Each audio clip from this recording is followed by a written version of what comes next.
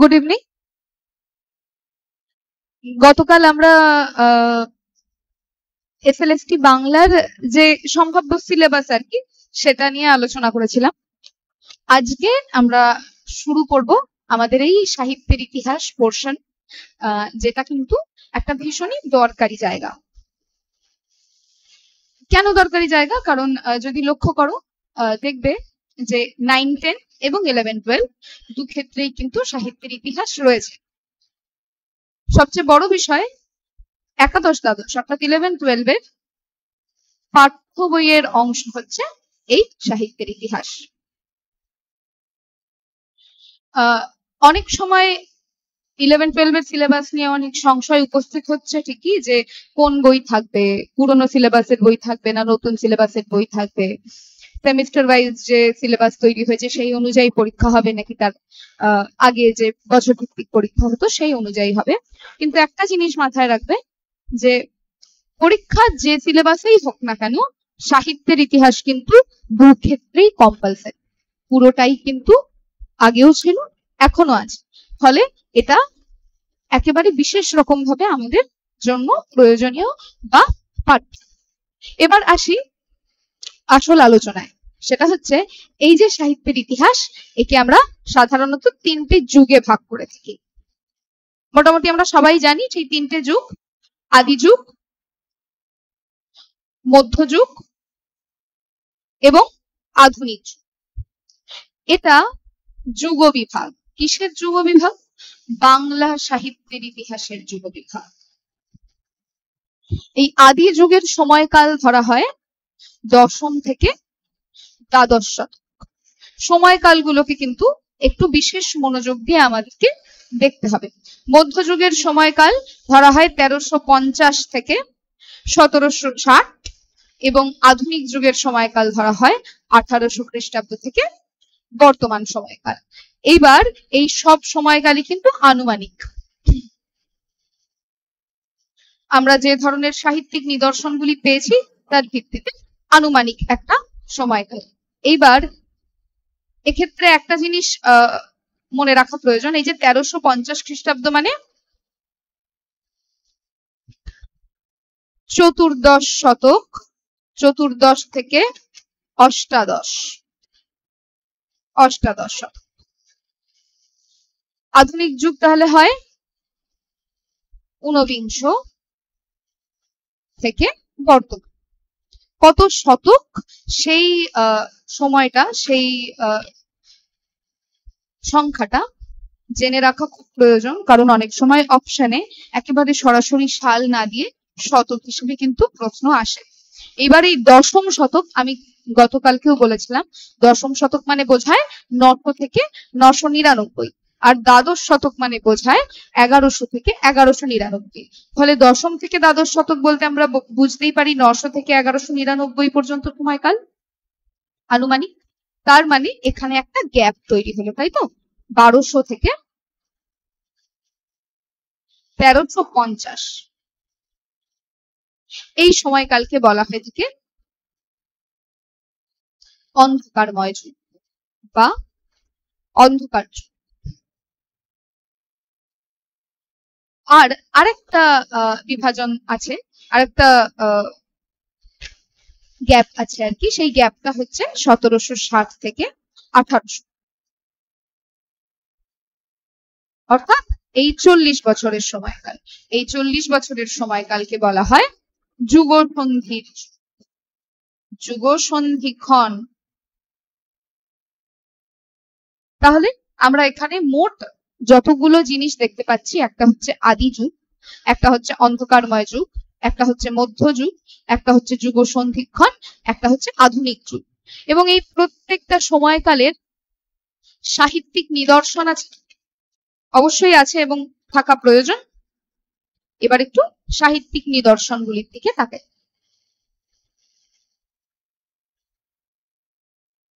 সাহিত্যিক নিদর্শনগুলি কি? আমি গতকালকে তোমাদের বলেছি যে আমাদেরকে ডিটেইলে যেতে হবে না, আমাদের শুধু কাট টু কাট ইনফরমেশন গুলিকে মাথায় রাখতে হবে। তোমরা যদি পুরনো এসএলএসটির প্রশ্নটা দেখো তাহলেও কিন্তু দেখবে একেবারে ওয়ান লাইনার প্রশ্ন হচ্ছে, একদম বইকে কেন্দ্র করে প্রশ্ন হচ্ছে, বইয়ের বাইরে বা সিলেবাসের বাইরে কিন্তু সেভাবে প্রশ্ন নেই।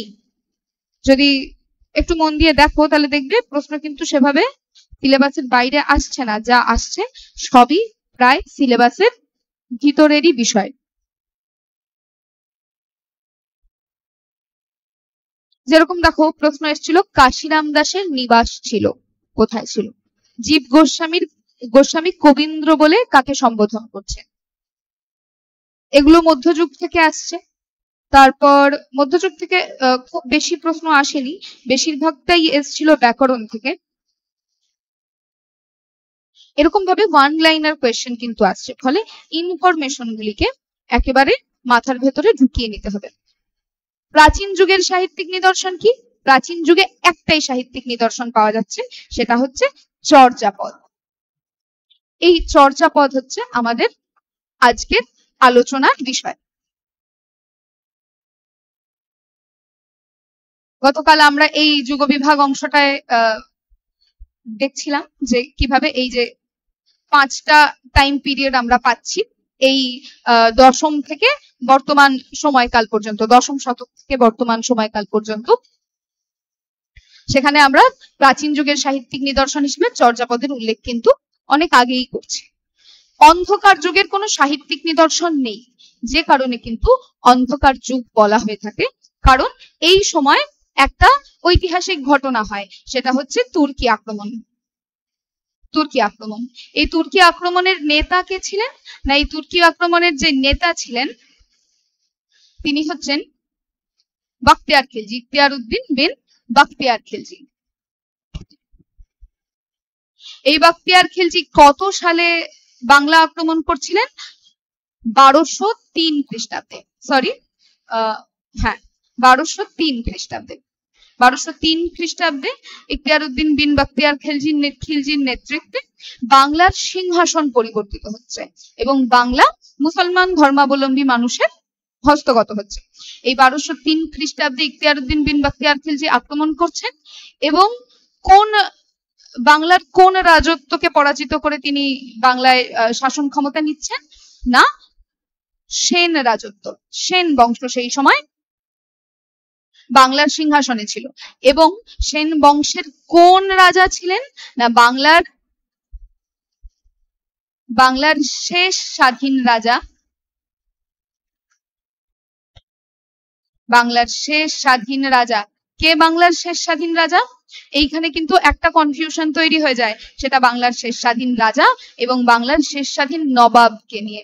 বাংলার শেষ স্বাধীন রাজা কিন্তু কখনোই সিরাজদৌলা নন, বাংলার শেষ স্বাধীন রাজা হলেন লক্ষণ সেন। যেহেতু আমাদের মধ্যযুগ এবং আধুনিক যুগ দুটো সময়কালই আমাদের পড়তে হবে, সেক্ষেত্রে আমাদের এই বিষয়ে একটা সম্পূর্ণ পরিষ্কার ধারণা থাকা ভীষণ প্রয়োজন যে বাংলার শেষ স্বাধীন রাজাকে এবং বাংলার শেষ স্বাধীন নবাবকে। কারণ এই একটা হচ্ছে অন্ধকারময় যুগ আর একটা হচ্ছে যুগ সন্ধিক্ষণ। এই দুটো টাইম পিরিয়ডে যে জিনিসটা দেখছি, এইখানে একটা যুদ্ধ হচ্ছে, যে যুদ্ধের ফলে বাংলার শাসনভার মুসলমানদের হাতে যাচ্ছে, এবং এখানে আর একটা যুদ্ধ, যে যুদ্ধের ফলে বাংলার শাসনভার মুসলমান থেকে ইংরেজদের হাতে পরিবর্তিত হচ্ছে। হ্যাঁ, এখানে হিন্দু থেকে মুসলিম,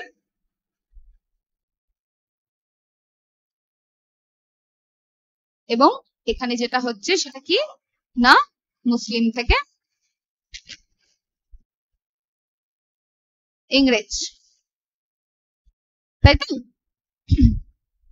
এইখানে যুদ্ধটা হচ্ছে তুর্কি আক্রমণ বলা হচ্ছে, যেটাকে ইখতিয়ার উদ্দিন বিন বাখতিয়ার খিলজি আক্রমণ করছেন। কার সাথে, কাকে আক্রমণ করছেন? না, বাংলার শেষ স্বাধীন রাজা, বাংলার শেষ স্বাধীন রাজা লক্ষণ সেনকে।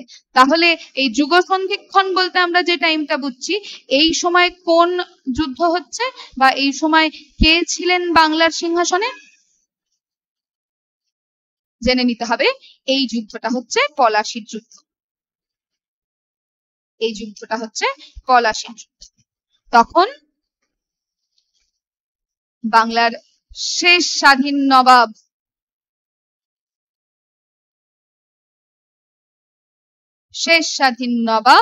কে? না সিরাজদৌলা।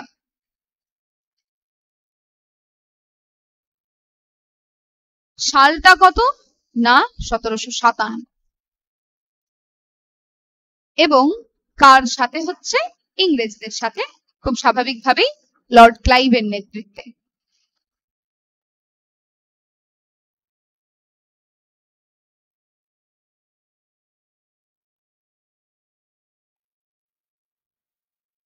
লর্ড ক্লাইভের নেতৃত্বে। ফলে এই যে দুটো গ্যাপ, এই দুটো গ্যাপে মূলত যে জিনিসটা হচ্ছে সেটা হচ্ছে ক্ষমতার হস্তান্তরীকরণ, তাই তো? ক্ষমতার কি? ক্ষমতার হস্তান্তরীকরণ। দেখো একটা কথা মনে রাখতে হবে, সেটা হচ্ছে যে আমাদের এর আগের যে প্রশ্নের প্যাটার্ন হয়েছিল সেখানটায় বোধমূলক প্রশ্ন আমরা খুব একটা পাইনি, কিন্তু পাইনি তার মানে যে একেবারেই আসতে পারে না এবার, কারণ তার কিন্তু কোনো মানে নেই, কারণ এবার কম্পিটিশন বেশি, এবার প্রচুর সংখ্যক পরীক্ষার্থী, ফলে কিন্তু আমাদেরকে সব রকম পরিস্থিতির জন্য প্রস্তুত থাকাটা ভীষণ প্রয়োজন। আমি বারবার করে বলবো যে সময় পর্বগুলো বলা আছে, যে সালগুলো বলা আছে, যে শতকগুলো বলা আছে, এই শতকগুলোকে কিন্তু আমাদের বারবার অভ্যেসের মধ্যে, অনুশীলনের মধ্যে রাখতে হবে। আমরা জেনে গেলাম তাহলে এই দুটো গ্যাপে কি হয়েছিল, অর্থাৎ অন্ধকার যুগে কি হয়েছিল। আচ্ছা, অন্ধকার যুগ বলার একটা বিশেষ কারণ যে এই সময় ক্ষমতা হস্তান্তরীকরণের ফলে বিভিন্ন রকম কথা শোনা যায়, যে এই সময় কোনো লেখার নিদর্শন পাওয়া যাচ্ছে না, একটা কালো সময়, যে সময় বাঙালি হিন্দুদের উপর একটা ভীষণ রকম আঘাত নেমে আসছে।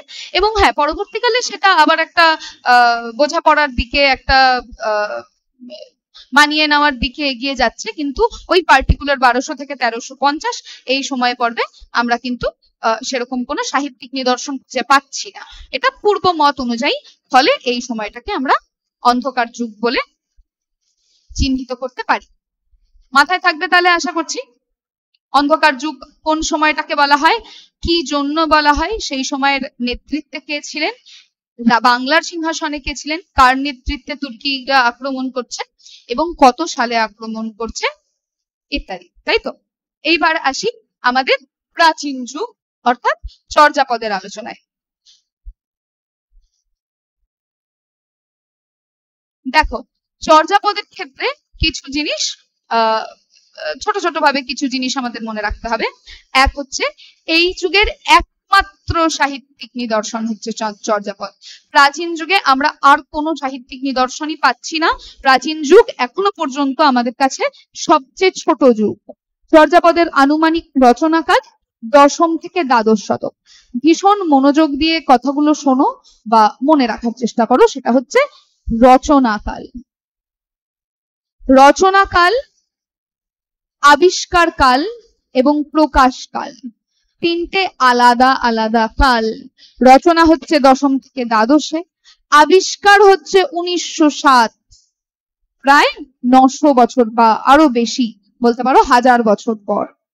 যে সময় রচিত হচ্ছে তার প্রায় 1000 বছর পর কিন্তু প্রকাশিত হচ্ছে, মানে আবিষ্কৃত হচ্ছে আর।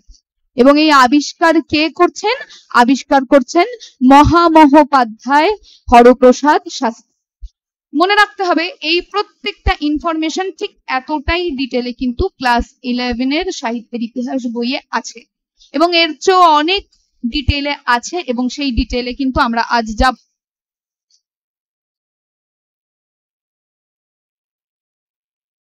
সেখানে কিছু কিছু জিনিস যেটা আমরা লক্ষ্য করতে পারি, যেটা ক্লাস 11-এর বই অনুযায়ী বা 11-এর সেমিস্টারে যে ধরনের প্রশ্ন হয়, সেই ধরনের প্রশ্নগুলোকে মাথায় রেখে যদি আমরা দেখি, এই যে মহামহোপাধ্যায় হরপ্রসাদ শাস্ত্রীকে মহামহোপাধ্যায় হরপ্রসাদ শাস্ত্রী বলা হচ্ছে, প্রশ্ন কিন্তু এরকমও হতে পারে যে হরপ্রসাদের উপাধি কি ছিল, উপাধি কি ছিল। মনে রাখতে হবে এক্সট্রা ইনফরমেশন পড়ার আগে আমাদেরকে বইয়ের ইনফরমেশন গুলোকে পড়ে নিতে হবে, অর্থাৎ টেক্সট বুকে যে ইনফরমেশন গুলো আছে আগে সেইগুলোকে পড়ে নিতে হবে, তারপর আমরা বাইরের বা আলাদা করে যদি কিছু জানার প্রয়োজন বলে মনে হয় আমরা সেটা জানবো বা পড়বো, আগে বইটা পড়তে হবে। এবং এই বই অনুযায়ী হরপ্রসাদ শাস্ত্রী কি উপাধিতে ভূষিত? এইটা কিন্তু ওনার উপাধি নয়, এটা ওনার পদবী। ওনার উপাধি হচ্ছে মহামহোপাধ্যায়। তাহলে হরপ্রসাদ শাস্ত্রীর ক্ষেত্রে আমরা কি কি জানতে পারছি? এক, হরপ্রসাদ শাস্ত্রী চর্যাপদের আবিষ্কারক। দুই, হরপ্রসাদ শাস্ত্রী 1907 সালে চর্যাপদ আবিষ্কার করছেন। তিন, হরপ্রসাদ শাস্ত্রীর উপাধি মহামহোপাধ্যায়, হরপ্রসাদ শাস্ত্রীর পদবী শাস্ত্রী। ঠিক আছে? এরপর হরপ্রসাদ শাস্ত্রী এই যে বইটা, এই বইটাকে প্রকাশ করছেন। এই বইটাকে কোথা থেকে প্রকাশ করছেন? না, বঙ্গীয় সাহিত্য পরিষদ থেকে উনি বইটা প্রকাশ করছেন।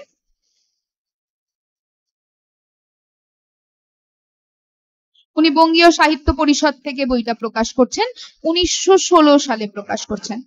এবং এই প্রকাশকালে বলা ভালো, যখন উনি চর্যাপদ আবিষ্কার করছিলেন, আচ্ছা এখানে একটা ইনফরমেশন নেই, আমার মনে হয় সেটা তোমরা লিখে রাখো। সেটা হচ্ছে হরপ্রসাদ শাস্ত্রী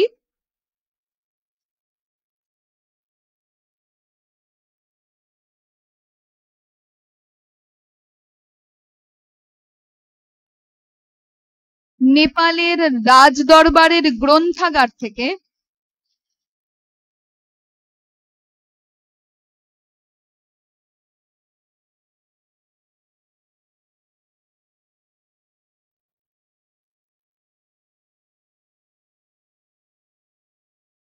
চর্যাপদ আবিষ্কার করেন।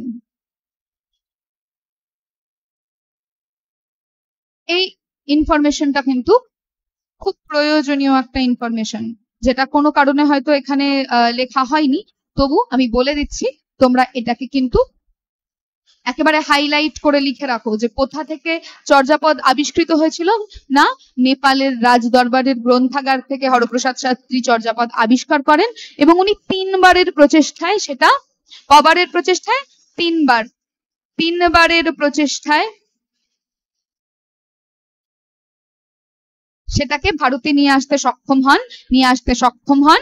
1907 সালে, প্রকাশ করেন 1916 সালে।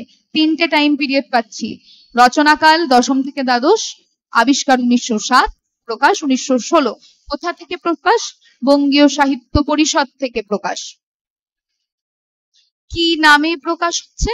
উনি চর্যাপদের সঙ্গে আরো কয়েকটা বই, যে ওই সরহপাদের দোহা, ডাকার্ণবের পুঁথি, এরকম আরো কিছু বই উনি নেপাল থেকে নিয়ে আসছেন। সেই বইগুলোকে একসাথে করে তিনি যে নামে সেটাকে প্রকাশ করছেন, এই নামটা অক্ষরে অক্ষরে মনে রাখা প্রয়োজন। সেটা হচ্ছে 1000 বছরের পুরানো বাঙ্গালা ভাষায় বৌদ্ধ গান ও দোহা। এই নামটা দিয়েও কিন্তু আমাদের অবজেক্টিভ আসতে পারে যে প্রকাশকালে হরপ্রসাদ শাস্ত্রী কি নামকরণ করেছিলেন। নামকরণ করছেন 1000 বছরের পুরাণ বা পুরানো বাঙ্গালা ভাষায় বৌদ্ধ গান ও দোহা। পুরানো বানানটা কিন্তু এইটাই ছিল, পুরনো বানান অনুযায়ী। চর্যাপদ যখন উনি আবিষ্কার করছেন, অন্য আরো দুটি অপভ্রংশ রচনার সঙ্গে ওই বইটার নাম ছিল চর্যাচর্য বিনিশ্চয়। পরবর্তীকালে বইটার নামকরণ হরপ্রসাদ শাস্ত্রী করেন, সিঙ্গেল বইটার নামকরণ করেন চর্যাপদ। এক্ষেত্রে কনফিউজ কম হবে।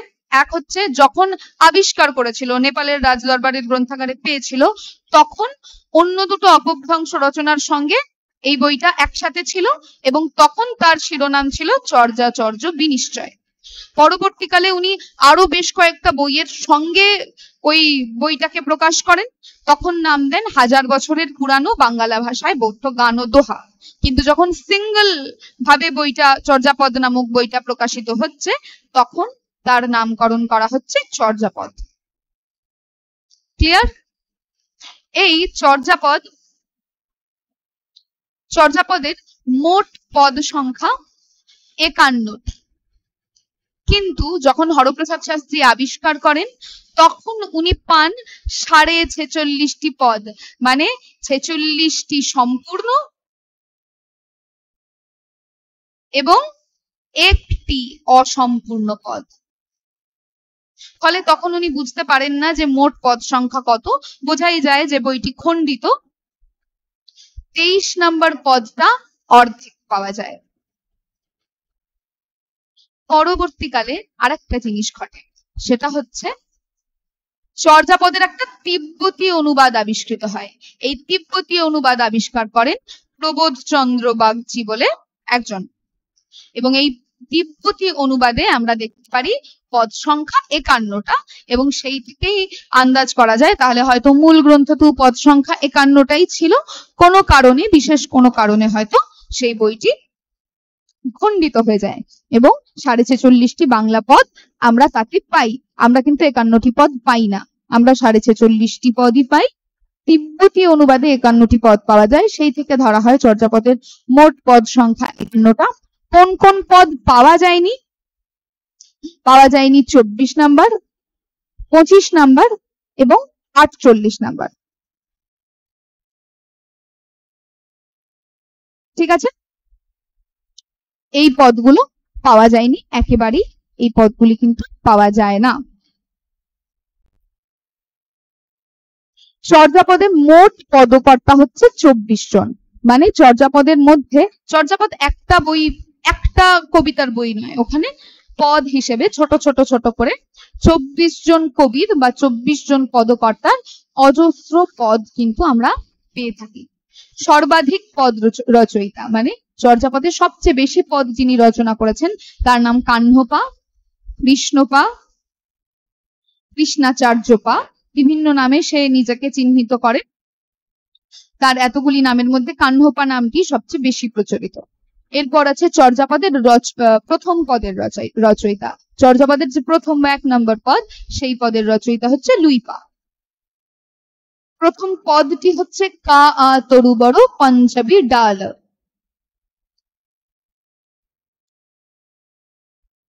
এইবার একবার আমরা দেখে নিই আমরা তাহলে প্রাচীন যুগ অর্থাৎ এই চর্যাপদের নিদর্শন সম্বন্ধে আমরা কি জানতে পারলাম। এই চর্যাপদ একটা ছোট্ট জিনিস হিসেব মতো, তো সবচেয়ে ছোট সময় পর, মানে সবচেয়ে ছোট সময় পর্বে সবচেয়ে অল্প জিনিস আমরা পেয়েছি, তাই তো? সাহিত্যিক নিদর্শন একটি, সেটা হচ্ছে চর্যাপদ, কারণ এই যুগের পর যাই আসছে তাই একটা বিশাল আকার নিয়ে আসবে। চর্যাপদের মধ্যে আমরা পাচ্ছি চর্যাপদ 10ম দ্বাদশ শতাব্দীর রচনা। চর্যাপদের মোট পদ সংখ্যা 51, মোট কবি বা পদকর্তা হচ্ছে 24 জন। চর্যাপদ আবিষ্কৃত হচ্ছে 1907 সালে, প্রকাশিত হচ্ছে কবে? 1916 সালে। কোথা থেকে প্রকাশিত হচ্ছে? না, বঙ্গীয় সাহিত্য পরিষদ।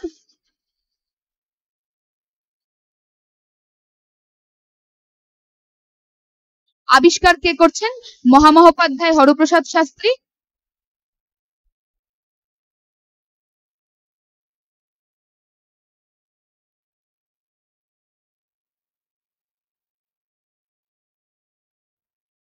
তিনি কতবারের চেষ্টায় সেটাকে আবিষ্কার করছেন? না, 3 বার। এবং তিনি কটা পদ পাচ্ছেন? না, 46.5টি পদ উনি পাচ্ছেন। তিব্বতী অনুবাদ কে আবিষ্কার করছেন চর্যাপদের? প্রবোধচন্দ্র বাগচি।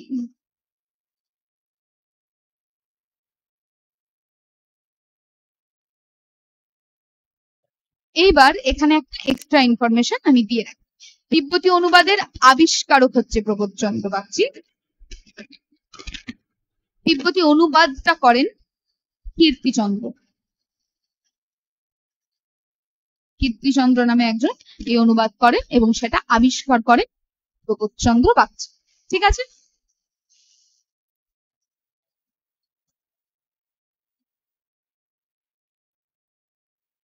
এইবার আসি এই চর্যাপদ সংক্রান্ত আরো কিছু জরুরি তথ্যে। সেটা হলো চর্যাপদ যে 10ম দ্বাদশ শতকেরই সাহিত্যিক নিদর্শন, তা প্রমাণ করেন কে? যে না, ভাষাচার্য সুনীতি কুমার চট্টোপাধ্যায় এবং প্রবোধচন্দ্র বাগচি। মানে এক্ষেত্রে দুটো প্রশ্ন ওঠে, একটা চর্যাপদ আদৌ বাংলা কিনা, আর দ্বিতীয়ত চর্যাপদ 10ম দ্বাদশ শতাব্দীর কিনা।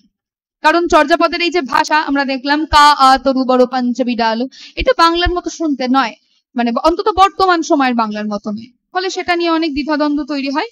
সেই দ্বন্দ্ব কাটিয়ে চর্যাপদ যে বাংলা ভাষারই উত্তরসূরি সেটা প্রমাণ করেন সুনীতি কুমার চট্টোপাধ্যায়, যে এটা বাংলা ভাষা। কিন্তু এটা যে দশম দ্বাদশ শতাব্দীর বাংলা ভাষা সেটা কিন্তু প্রমাণ করেন সুনীতি কুমার চট্টোপাধ্যায় এবং সেই সঙ্গে প্রবোধচন্দ্র বাগচি। এইবার দেখে নি এই চর্যাপদের কবিদের সম্বন্ধে। এই চর্যাপদের কবিরা ছিলেন ধর্মে বৌদ্ধ, এদেরকে বলা হতো বৌদ্ধ সহজিয়া সিদ্ধাচার্য। চর্যাপদের ভাষাকে বলা হতো সন্ধ্যা ভাষা। সন্ধ্যা ভাষা অর্থাৎ সন্ধ্যা কথার অর্থ হচ্ছে সম্যক ধ্যান। খানিকটা অনেকের মত অনুযায়ী সন্ধ্যা ভাষা বলতে বোঝায় যে ভাষা একটু আলো আঁধারি আছে, যে ভাষাকে সেই কবিরা স্পষ্টভাবে বাংলা যে সেটা প্রকাশ করেননি, সেটার বিভিন্ন রকম কারণ থাকতে পারে সেই সময়, কিন্তু তবুও সন্ধ্যা শব্দের অর্থ সম্যক ধ্যান। এই সন্ধ্যায় কিন্তু জফলা নেই, লক্ষ্য করে দেখো। চর্যাপদ আর্য ভাষার কোন স্তরের নিদর্শন, এটাও একটা প্রশ্ন হতে পারে।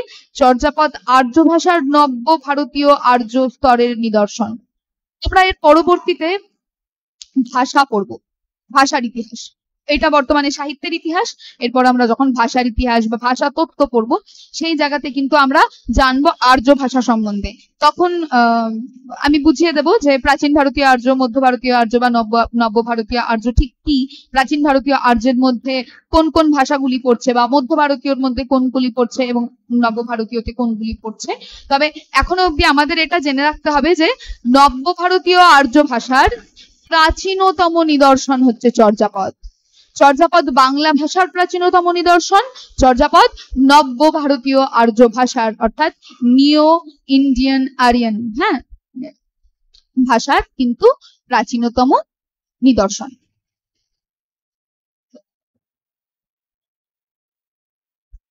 সুনীতি কুমার চট্টোপাধ্যায় প্রমাণ করেছিলেন চর্যাপদ বাংলা ভাষার পূর্বসূরি, এবং সেই সঙ্গে উনি কোন বইয়ে সেটা প্রমাণ করে দেখিয়েছিলেন? বইটার নাম origin and Development of Bengali Language, অর্থাৎ শর্টে বলা হয় ODBL। এই জায়গাটা ইম্পর্টেন্ট, কারণ এইখান থেকে প্রশ্ন আসে। এই ODBL কে OBDL, OLBD, DOBL বলে কিন্তু অপশন তৈরি করে দিতেই পারে। অর্থাৎ আমাদেরকে বইটার নাম একেবারে পরপর মনে রাখতে হবে, origin and Development of Bengali language. ঠিক আছে, বোঝা গেল? চর্যাপদ সংক্রান্ত কিন্তু আরো বহু তথ্য আমাদেরকে জানতে হবে, যেরকম চর্যাপদের পদকর্তা কজন আছেন এবং সেই পদকর্তার প্রত্যেকে কে কটি করে পদ রচনা করছে। আচ্ছা, এই কাহ্নপা আমরা শুরুতেই বললাম যে কাহ্নপা হচ্ছে চর্যাপদের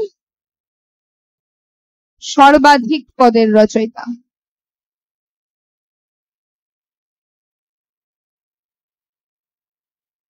সর্বাধিক পদের রচয়িতা কে? না কাহ্নপা। লুইপাকে আমরা আগেও বলেছি, আবার বলছি, লুইপা হচ্ছে চর্যাপদের প্রথম পদের রচয়িতা।